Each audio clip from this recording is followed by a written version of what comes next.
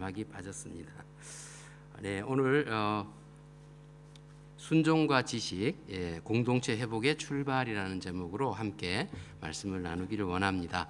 네, 완전한 여성이라는 책을 지은 마라벨 몰간이라는 분이 계시는데요.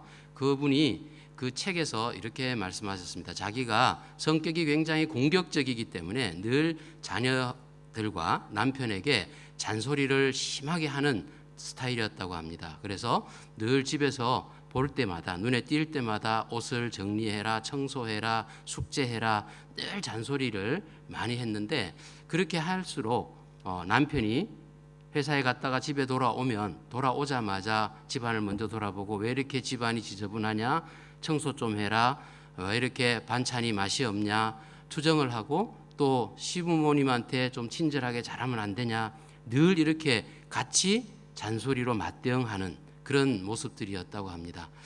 그래서 그런 시간들이 지나갈수록 이 두 분의 부부 간의 그 관계는 친밀감이 점점 떨어질 수밖에 없었고, 늘 긴장 가운데서, 불만 가운데 분노가 찬 상태에서 긴장을 유지하는 그런 삶을 살았다고 합니다.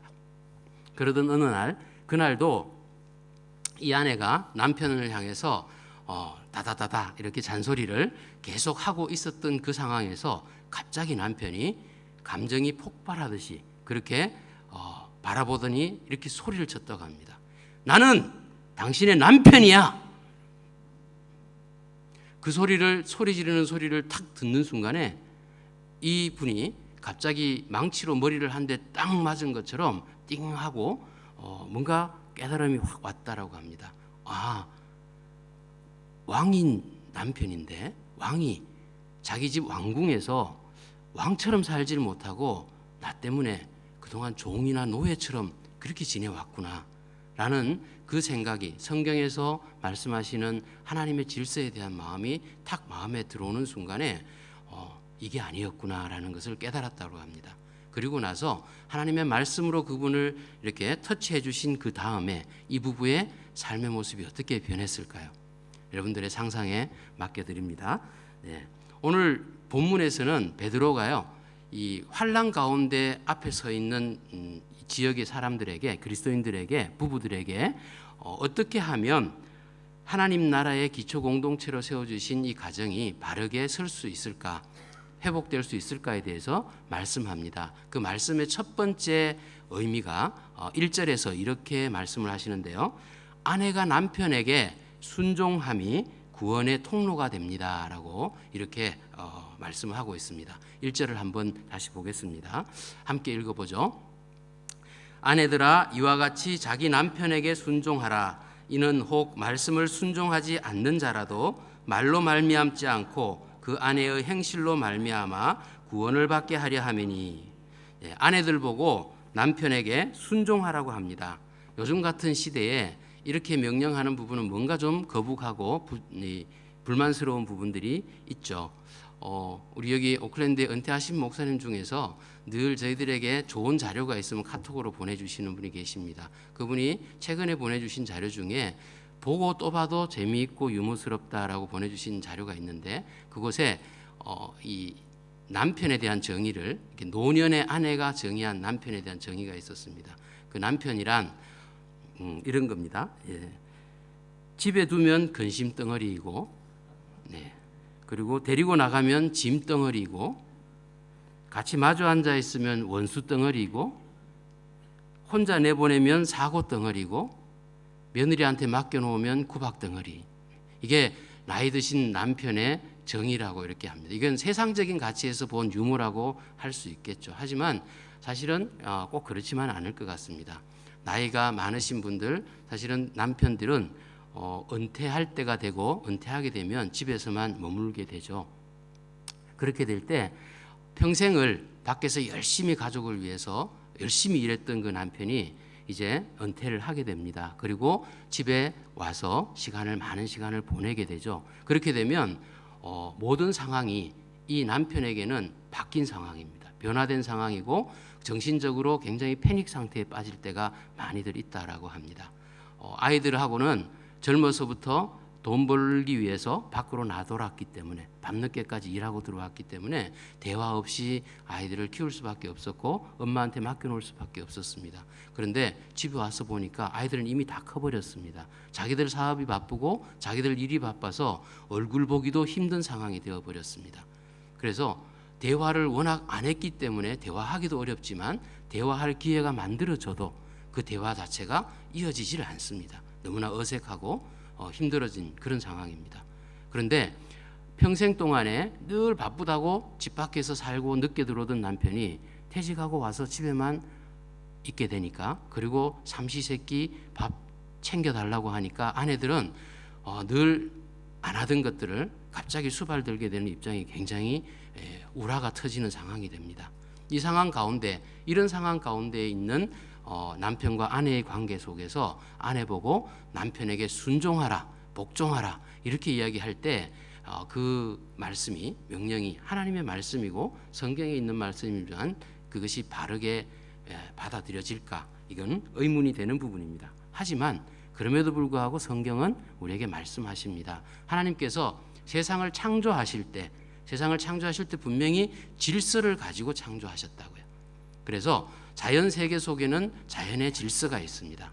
그리고 세상 가운데에서 어떤 죄에 빠져 있는 우리 세상이지만 그 가운데에서도 세상의 권세와 권력과 상하의 관계 속에서 늘 하나님의 질서가 존재합니다. 가정 안에서도 질서가 분명히 존재하는 것이죠. 그 가정의 질서를 이렇게 이야기를 하고 있습니다. 창조주의 질서가 있다는 것을 우리가 만약에 깨닫게 된다면 그 창조주가 만들어 놓으신 질서대로 따라갈 때에 그 모든 관계 속에서 가장 아름다운 결과물들을 만들어낼 수 있다는 것, 이것을 우리가 인정해야만 할 것입니다. 우리 잘 아시는 것처럼 서울 강남에 희문고등학교 체육관을 빌려서 예배를 드리는 우리들 교회라는 교회가 있습니다. 그 교회의 목사님은 여자 목사님입니다. 김양재 목사님이라는 분인데요. 그분은 서울대 피아노과를 나오신 분입니다. 그래서 수재죠. 그런데 그분이 집안이 어려워서 아버지가 사업에 부도가 되므로 집안이 어려워져서 의사에게로 시집을 갔습니다. 근데 그 의사로 시집을 가서 잘 살 거라고 생각하고 갔는데 가보니까 완전히 시집이 감옥이었습니다. 바깥으로 출입을 금지시켰고요. 집에 남편은 의사이면서도 아내에게 돈을 한 푼도 주질 않았습니다. 모든 것들을 파출부가 장을 봐오고 살림을 하고 집에만 갇혀 있어야 되는 그 감옥 같은 시시콜콜 모든 것을 간섭하는 시어머니의 간섭, 그것은 감옥이나 마찬가지였다고 합니다. 5년 동안의 그 감옥 생활을 견디다 못해서 탈출해서 가출을 했습니다. 그런데 이분이 기도원으로 가서 도망가 있다가 말씀을 듣고 묵상하는 가운데 하나님의 말씀을 깨닫고 예수님을 인격적으로 만나게 됩니다. 다시 깨닫고 돌이키고 나서 시집으로 다시 들어왔습니다. 그런데 변화가 생겼습니다. 시집으로 들어왔을 때 그 모든 상황은 바뀐 게 하나도 없었습니다. 그대로였지만 이분의 마음이, 이미 중심이 하나님을 향하는 쪽으로 바뀌어 있었기 때문에 그렇게 미웠던 시어머니와 남편이 미워지지 않더라는 겁니다. 그리고 시어머니와 남편의 박해는, 고난은 계속되었습니다. 그 모양 그대로 있었습니다. 그런데도 이분은 그 애매히 당하는 고난을 하나님의 말씀을 생각함으로 참아내고 인내했다고 합니다. 그때부터 이분은 큐티에 매달립니다. 매일같이 하나님의 말씀을 보고 묵상하는 그것에 몰입을 합니다. 그리고 말씀으로부터 깨닫는 영의 양식을 매일매일 같이 먹었습니다. 그렇게 양식을 먹고 자란 그분, 하나님 앞에 더 가까운 사람으로 성장해 갔습니다. 그러던 어느 날 남편이, 그렇게 건강했던 남편이 하루아침에 그날 저녁에 갑작스럽게 죽었습니다. 남편과 사별하게 됩니다. 결혼한 지 13년 만의 일이었습니다. 과부가 되었죠. 그럼에도 불구하고 이분은 더 이상 그런 현실적인 상황에 연연해하고 슬퍼하고 그렇게 하지 않을 수 있었습니다. 왜냐하면 이분의 마음속에는 이미 하나님의 말씀으로 가득 차 있었기 때문입니다.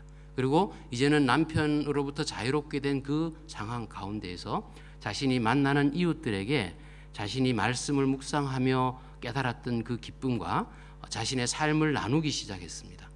그리고 그 나눔의 기초가 되어서, 그 나눔들이 기초가 되어서 지금은 고등학교를, 강당을 빌리고 체육관을 빌려서 예배를 드리지만 장년부와 유아들까지 합해서 10,000명이 넘는 그 큰 교회가 되어서 그 가정들을 지금도 살리고 있는 목회자가 되어 계십니다. 우리 오늘 이렇게 본문 말씀에서 주신 본문을 바라보면요, 이 본문은 베드로가 본도와 갈라디아, 아시아와 비두니아, 갑바도기아 이 지역에 흩어져 있던 그리스도인들에게 보낸 편지였습니다. 이 당시에 이 지역에서의 그리스도인들이라고 하면 어떤 사람들이었습니까? 이방인으로 우상을 섬기던 자들, 또는 유대인들로 디아스포라 유대인들이 예수 그리스도를 믿고 그리스도인이 되었던 사람들, 이 사람들이 모여서 교회를 이루고 있었던 그 공동체들이었습니다. 그 공동체들에게 편지를 보냈을 때 그 당시에 우상을 섬기던 이방인들이 개종을 해서 그리스도인이 된 상황이라고 가정을 해보십시오. 근데 남편은 믿질 않았습니다. 그런데 그 가정 가운데 아내만 믿었다라고 생각해 보십시오.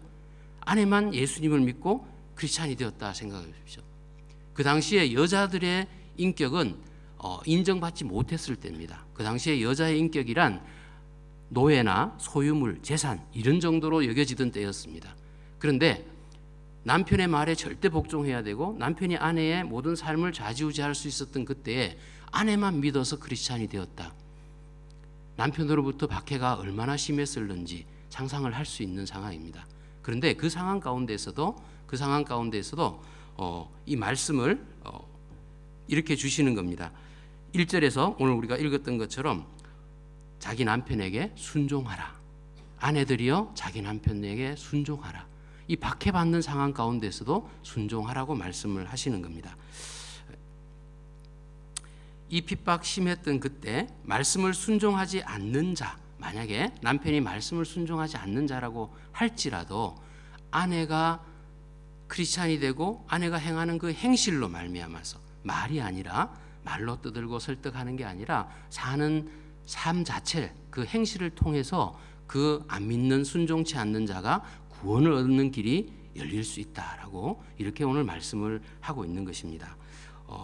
1절의 말씀에, 이 말씀에 근거가 되는 단어가 있습니다. 근데 이 말씀에서 순종치 않는 자라고 하는 그 사람의 뜻은요, 그냥 말 안 듣는 것이 아니라 적극적인 사람입니다. 적극적으로 방해하고 박해하고 말씀에 대해서 공격하고 복음을 비판하고 이렇게 하며 아내를 공격하는 사람, 심지어 폭력까지도 쓰는 사람, 이런 사람으로 우리가 정의할 수 있는 부분입니다. 그런데 왜 이렇게 베드로가 그런 상황에 있는 아내들에게 그럼에도 불구하고 남편에게 순종하라라고 말씀할 수 있었을까요? 그 배경이 우리가 앞장에 있는 2장에서 나타나고 있습니다. 2장 19절과 20절 말씀인데요.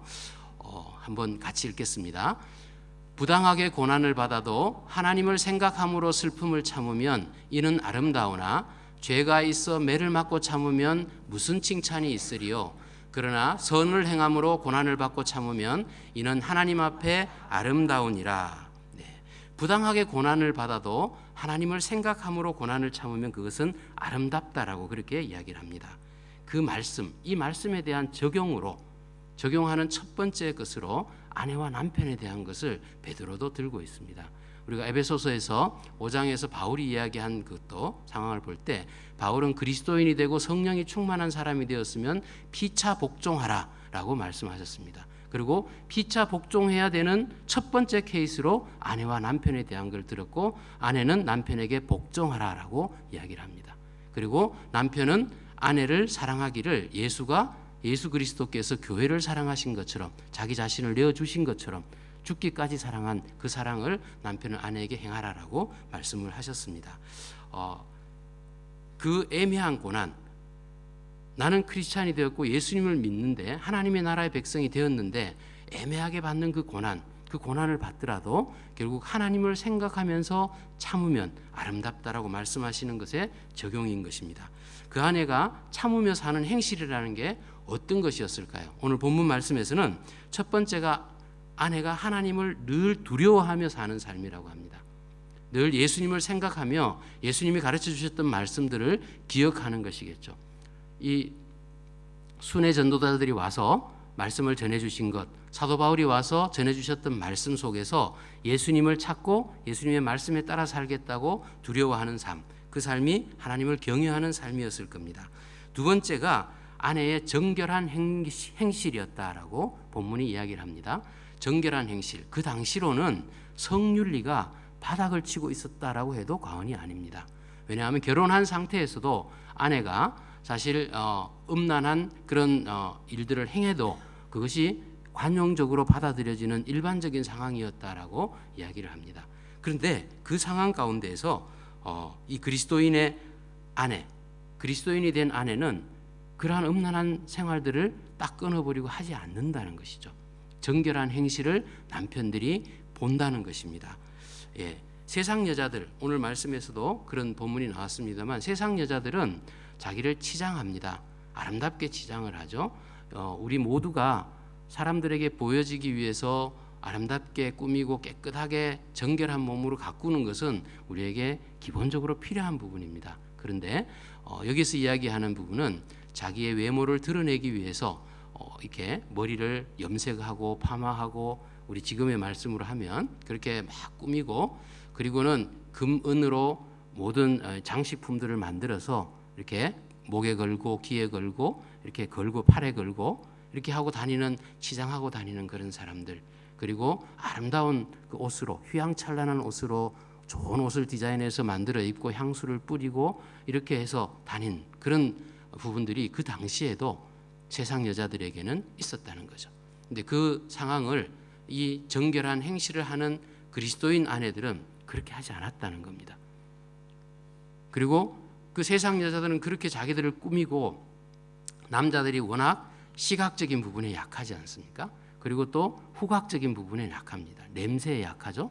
그러니까 그렇게 잘 이쁘게 차려입고 머리를 꾸미고 금은 장신구를 달고 향수를 뿌리고 남자들을 유혹해서 결국은 음란한 사회 문화를 만들어가는 그 문화 가운데 있었지만 그럼에도 불구하고 예수 그리스도를 믿고 크리스찬이 된 아내들 그들은 그렇게 가지 않았다는 겁니다. 그래서 이것을 보고 남편들이 도전을 받기 시작합니다. 그런데 그것이 한 번으로 끝났다면 언제 또 바뀔지 몰라 다시 옛날로 돌아갈지 몰라 라고 생각하겠지만 오늘 본문에서 이렇게 이야기를 하죠.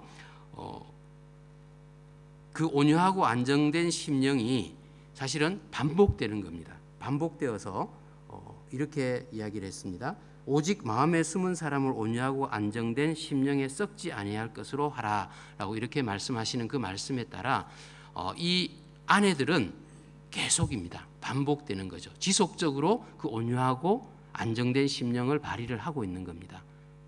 남편들은 때때로 폭력을 행사하기도 하고 어떻게 하면 폭언을 퍼붓기도 하고 개종을 하라고 이렇게 욱박지르기도 하고 합니다. 그런데 그런 폭력과 억압 가운데에서도 예수 그리스도를 믿은 여인들, 아내들은 그것에 반항하거나 다시 대들거나 어떻게 이런 모습을 보이지 않는 겁니다. 그냥 다 받아내는 거죠. 다 받아내고 순종하는 겁니다.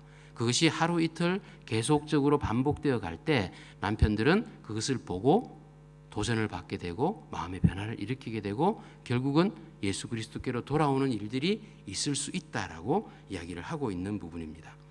그래서 이 부분들이 여인들이 어떻게 해서 이것이 가능했을까요? 아마 예수님의 말씀을 들었기 때문에 배웠기 때문에 가능하지 않았을까요?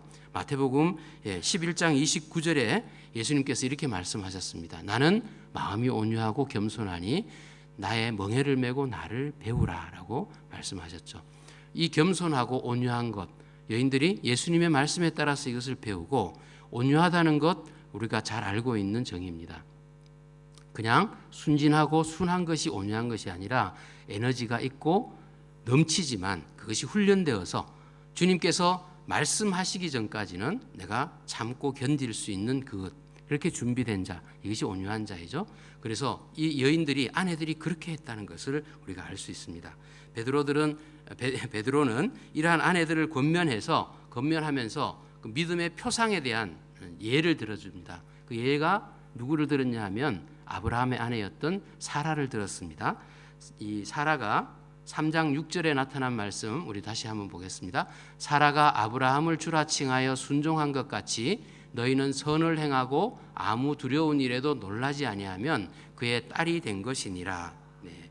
아브라함의 아내였던 사라가 하나님께 소망을 둠으로 남편을 순종할 수 있었다고 그렇게 말씀이 증거하고 있습니다. 사라가 아브라함을 주, 영어로 로드라고 불렀다라고 하는 거죠. 이 단어 주라고 하는 단어는 그 당시에 아브라함 당시에는 절대 권력자에게만 붙이던 단어 용어였다라고 합니다. 아무에게나 이 말을 붙일 수 없었다는 거죠. 근데 부부지간이었습니다. 아브라함과 사라는 남편과 아내였는데 아내였던 사라가 남편을 향해서 나의 주라고 이렇게 절대자라고 불렀다는 것이죠. 아브라함은 하나님께서 택한 복의 근원입니다. 믿음의 조상, 우리가 잘 알고 있듯이. 근데 그 믿음의 조상인 아브라함을 나의 주라고 부른 사라가 결국은 하나님으로부터 이름을 바뀌어지게 하는 그런 은혜를 받게 됩니다. 우리 창세기 17장 15절 말씀을 보면 하나님이 또 아브라함에게 이르시되 내 아내 사레는 이름을 사레라 하지 말고 사라라 하라라고 이렇게 이름을 바꿔 주십니다. 사라라는 이름의 뜻이 무엇입니까? 열국의 어미입니다. 열국의 어미. 그래서 믿음의 조상 아브라함을 나의 절대적인 주로 모시고 고백했던 그 사라는 결국은 모든 지금 이 자리에 앉아 있는 여성분들, 우리 크리스찬 자매님들의 어머니가 될 수 있는 그러한 충분한 자격을 갖추게 된 것이죠. 믿음의 조상 아브라함의 아내, 열국의 어미가 된 것입니다. 그래서 본문은 사라가 남편을 주로 칭한 것, 주로 이렇게 불렀다는 것을 선을 행했던 것처럼 이렇게 표현하고 있는 것을 또 보게 됩니다. 그래서 어떠한 상황에도 두려워하거나 놀라지 않으면 우리 모두도 사라의 딸이 된 것이다라고 이렇게 선포해주고 계시는 것을 보게 됩니다. 그래서 믿음의 후손으로 우리도 동일하게 인정될 수 있는 것이죠. 이 자리에 계신 모든 여인들 다 믿음의 주의 이 후손으로 사라의 딸이 되는 것, 이것이 아마 가능한 부분이라고 고백할 수 있을 것입니다. 혹시나 지금 제가 가정에 대한 부분들을 말씀을 나누고 있기 때문에 남편과 아내에 대한 이야기를 집중적으로 말씀을 드립니다. 하지만 우리 가운데에는 어떤 사유든지 간에 혼자 되신 분 있을 수 있습니다. 그런데 분명히 바울이 말씀하시기는 우리 교회와 예수 그리스도의 관계, 그것이 남편과 아내의 관계라고 말씀하셨습니다. 그래서 우리는 예수 그리스도의 신부다라고 이야기를 하죠. 우리 모두가 어떤 경우이든지 간에 만약에 배우자가 지금 안 계시다면 예수 그리스도를 나의 남편으로 그렇게 생각하시고 예수님을 내가 순종하는, 남편을 순종하는 자가 되겠다라는 각오로 말씀에 순종하는, 복종하는 여러분이 되시기를 주님의 이름으로 축복합니다. 네, 두 번째 주신 말씀이, 깨달을 수 있는 말씀이 남편들은 지식을 따라 아내와 동거해야 된다라고 말씀하고 있습니다. 부부들과 만나서 대화하다 보면은요, 남편들은 자기가 아내를 잘 알고 있다라고 이렇게 생각하는 경우가 참 많습니다. 많은 경우 남편들이 이렇게 합니다. 나만큼 잘하는 남편이 있으면 나와보라 그래.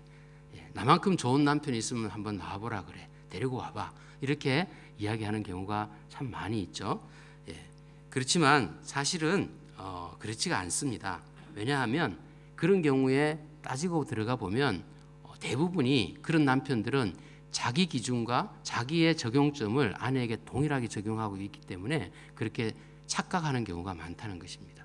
왜냐하면 내가 이럴 때 기분이 좋고 내가 이럴 때 사랑받는다고 내가 느끼니까 나도 아내에게 이렇게 해주면 아내도 사랑받는 거라고 느낄 거야, 기분이 좋을 거야, 이렇게 생각을 하는 경우가 대부분입니다. 그래서 이런 남편들은 나는 매일매일 아내의 사랑의 탱크를 지금도 가득가득 채워주고 있다라고 착각을 합니다. 그래서 어떤 상담자가 그런 이야기를 하는 남편의 아내에게 물어보았다고 합니다.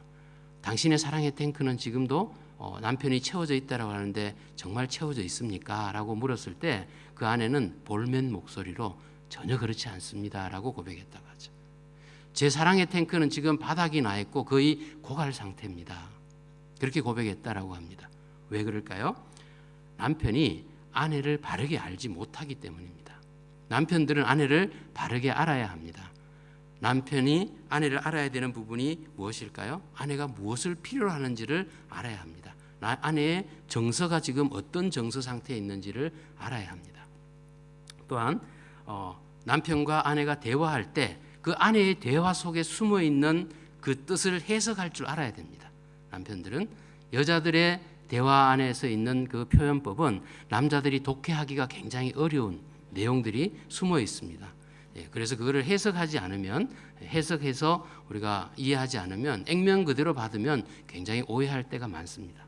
남자들은 말하는 게 직설적이고 내가 생각하는 것을 그대로 표현하죠. 그렇지만 여자들은 절대 그렇지가 않은 걸 우리가 남편들이 알아야 되는데 잘 모른다는 거죠. 그래서 착각하는 경우가 참 많습니다.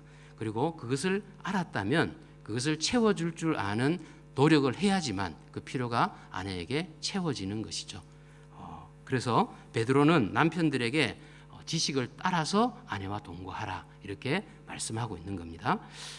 우리가 베드로전서 3장 7절에 오늘 이 말씀의 내용들이 있습니다. 한번 같이 다시 읽어보겠습니다.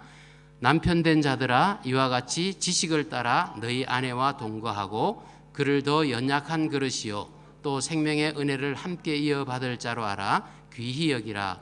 이는 너희 기도가 막히지 아니하게 하려 함이라.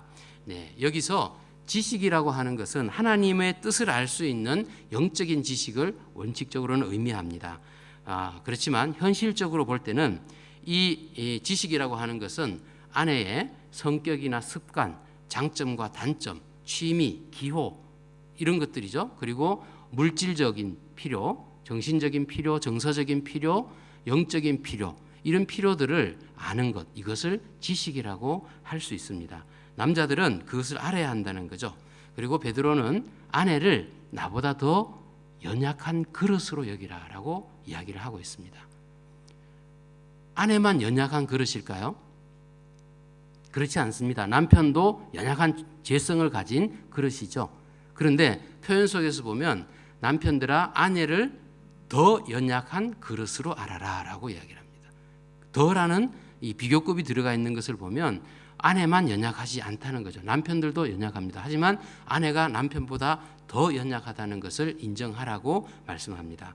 또한 베드로는 본문의 이 편지를 쓸 때 남편보다 아내가 연약하기도 하지만 그 상황을 생각해 보면 우리가 충분히 이해할 수 있습니다. 아내는 영적으로도 물론 약하지만 그 당시 상황 속에서 보면 아까도 말씀드렸던 것처럼 노예나 재산이나 또 소유물처럼 그렇게 인정되던 아내의 인권이었습니다. 그렇기 때문에 더 연약한 그릇이라는 것을 알아야 합니다. 그리고 이 상황에서 남편들에게 베드로가 또 강조하는 부분은 아내와 함께 영원한 유업을 받을 자다라고 이렇게 이야기를 하죠. 아내를 생명의 유업을 함께 이어받을 자로 알아서 더욱 귀하게 여기라. 당시의 사회적인 분위기를 봤을 때 이 말씀은 파격적인 말입니다. 그리고 남편들에게는 도전적이고 혁명적인 그런 도전이었을 것입니다.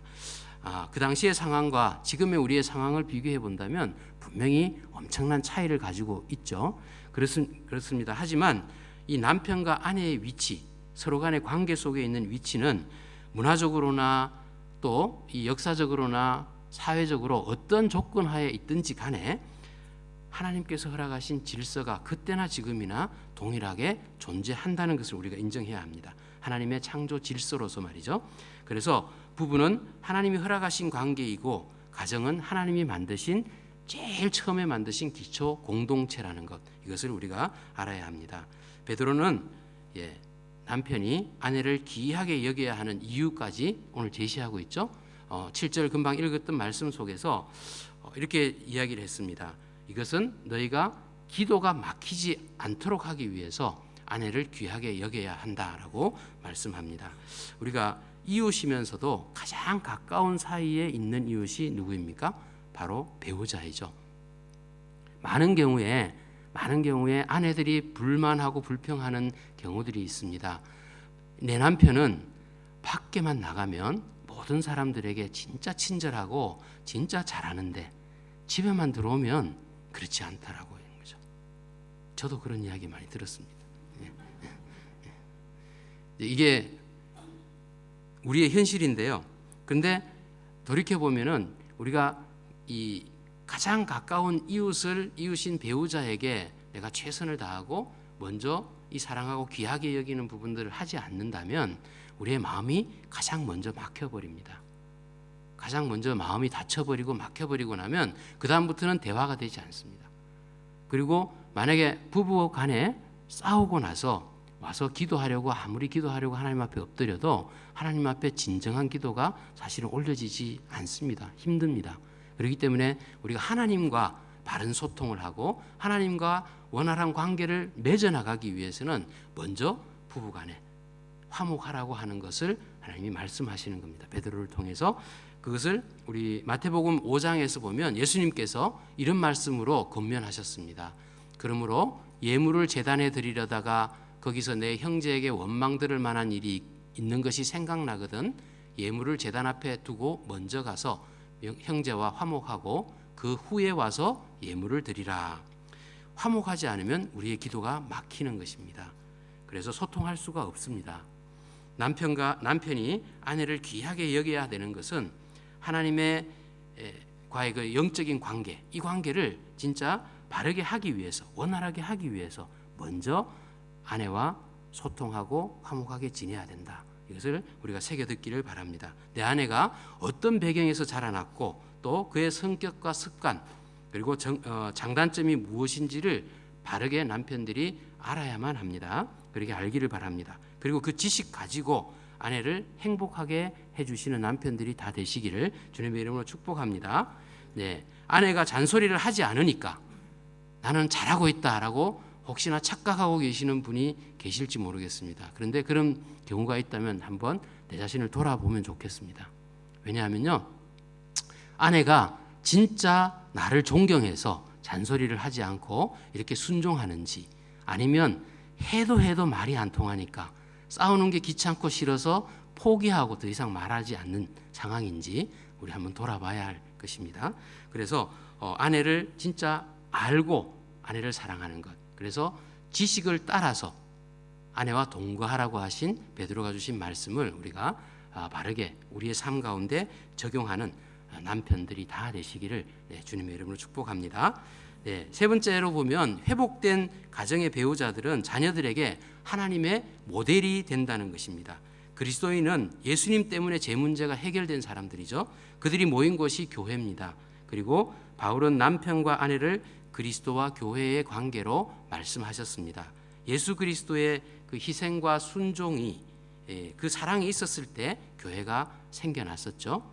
그리고 은혜로 충만한 이 교회는 주님만 바라보면서 우리 하나님 사랑과 이웃 사랑을 열심히 실천해 나갑니다.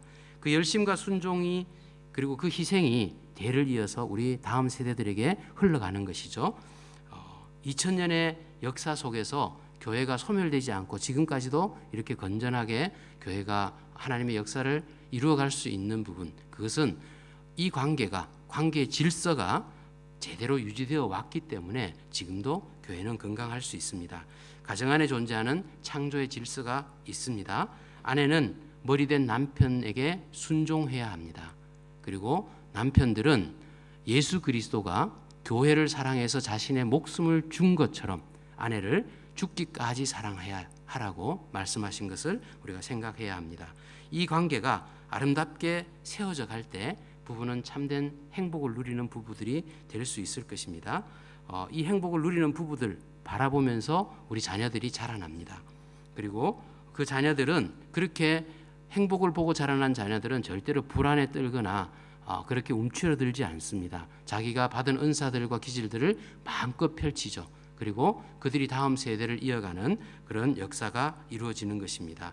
복되고 거룩한 가정이 대를 이어갈 때 신앙의 대물림은 가정에서부터 이루어진다. 가정이 신앙 교육의 바로 터전이 된다라는 것을 우리가 알 수 있는 것입니다. 그렇기 때문에 교회에 자녀의 신앙 교육을 맡겨놓고 먹고 사는 일에만 열심히 매달려서 자녀 교육을 내팽개치는, 신앙 교육을 내팽개치는 그런 일이 우리에게는 없기를 바랍니다.